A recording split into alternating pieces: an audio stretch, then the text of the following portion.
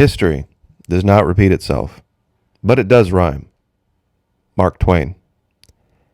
Over the last 18 months, right before our very eyes, we have seen one of these rhyming phrases of history occur, yet virtually everyone is blind to it. In today's video, I'm going to show an image that I hope reveals this.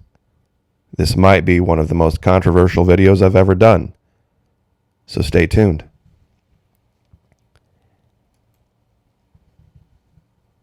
We are seeing direct analogs from 100 years ago come to power. Joseph Goebbels, Leni Riefenstahl, Joseph Mengele have now just been replaced by Jack Dorsey, Sue Osiecki, and Anthony Fauci. They each have the exact same role of their historical predecessor.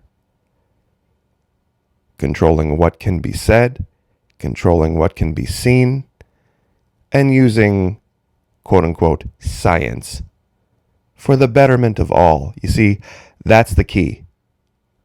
Throughout history, the betterment of all, or the protection of all, has been the justification for governments doing some of the most heinous things ever. The greatest deception men suffer is from their own opinions. Leonardo da Vinci, and nothing strengthens authority so much as silence. Science may set limits to knowledge, but should not set limits to imagination. You see, that's what's happening right now. There are those in power that don't want imagination. They don't want new ideas. They don't want ideas that might even be perceived as dangerous, especially to the establishment. Albert Einstein said, "The important thing is to not stop questioning. Curiosity has its own reason for existence. One cannot help but be in awe when he contemplates the mysteries of eternity, of life, of the marvelous structure of reality. It is enough if one tries to merely comprehend a little of this mystery each day." You see, they can't have this. They can't have anyone asking questions. They can't have anyone questioning the authorized doctrine being put out by Washington, D.C. and New York. That could be dangerous. This ends in a predictable way, and it always has ended in a predictable way.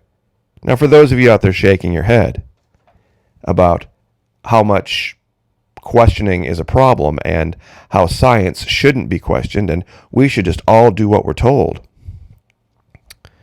here's an article from today.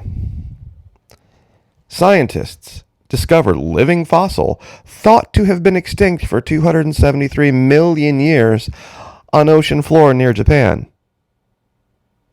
You see, science has everything figured out, and they know everything about everything right up into the point. Something in reality shakes them back to their core. And then they have to rethink everything. And then they have to redo everything. And then they climb back up on their ivory pedestal again, making excuses about why they didn't know this or why they didn't know that, and waggling their little finger down at you for ever having questioned them. Even though we see this over and over and over historically. They're wrong. The idea of science is hypothesizing and then making a theory and then testing that theory and having new ideas and new hypotheses. You see, not now. Not now. Now there is the accepted science and you don't question it.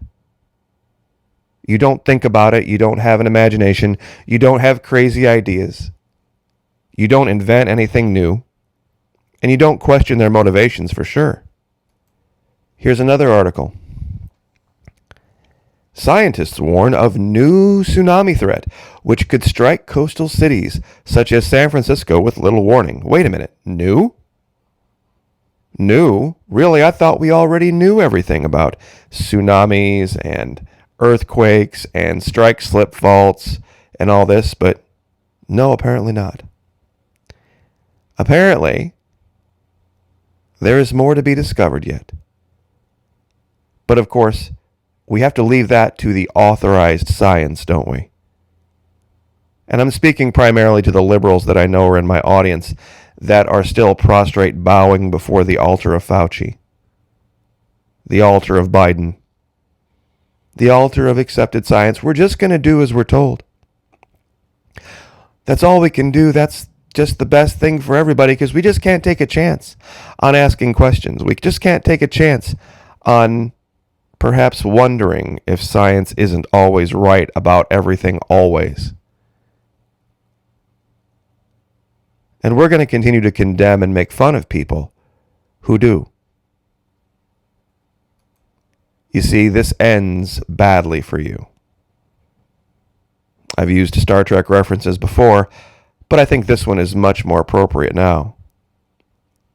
This is from the series Deep Space Nine, and for those of you unaware of the plot line I'm referring to here, this woman's race had her planet occupied, and she was one of the freedom fighters. They finally ousted the occupiers. But boy, I tell you what, collaborators, they don't have a good end in these cases.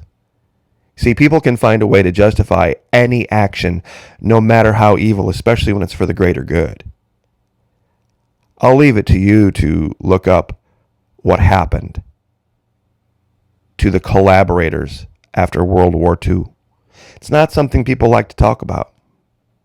It's not the images of flag waving and parades of liberation that they love to show. There was a dark side, much darker than this. And for those of you collaborating right now with DC, collaborating with New York, remaining in the North, enabling them with your finances, with your desire to stay in Egypt, something's coming. Something's coming, and history has documented this as well. What happens to the collaborators? What happens to those who said, oh, it was just for the greater good that we kind of went along with what was happening. There was nothing we can really do. It would have been too hard to resist. You see, historically, you have an end just like these people did. Florida has begun this fight, and we're going to win. History's on our side. Freedom always wins. Sometimes it turns almost into anarchy right after tyranny collapses. And what happens in that little interim, right after the collapse of tyrannical empires? It's ugly. It truly is. Things weren't all that great in the colonies after Great Britain was ousted. Things got actually pretty bad. French Revolution, same story. Every time, right afterward, there were those who wanted their pound of flesh. And that day is coming very soon. So when I say get out of the North, I would recommend it. We're already seeing it. If you look in the news and you see what's happening, you are seeing this begin. Because there's no denying the three people in the lower row are exactly the three people in the upper row just 100 years later. See, they all thought they were doing something for the greater good. They all thought it was more important that the greater good win out. I'll say this again. The greatest deception men suffer is from their own opinions. And nothing strengthens authority so much as silence. Leonardo da Vinci, I wonder what the next generation of philosophers are going to look like. Next generation of artists, of poets. Are we 2 generations away, 3 generations away from people who will feel safe dreaming again? Feel safe imagining things again? Without fear of, oh, I wonder if I'll get shadow banned or kicked off or suspended or removed from the digital marketplace, the digital town square, because I had a dangerous thought or I had an unauthorized idea. Don't stop questioning. Curiosity has its own reason for existence. Science may set limits to knowledge, but it should not set limits to imagination. This was a very prescient statement. History doesn't repeat itself, but it does rhyme. Have a great week. God bless. Like, share, subscribe. We'll see you tonight on Twitch.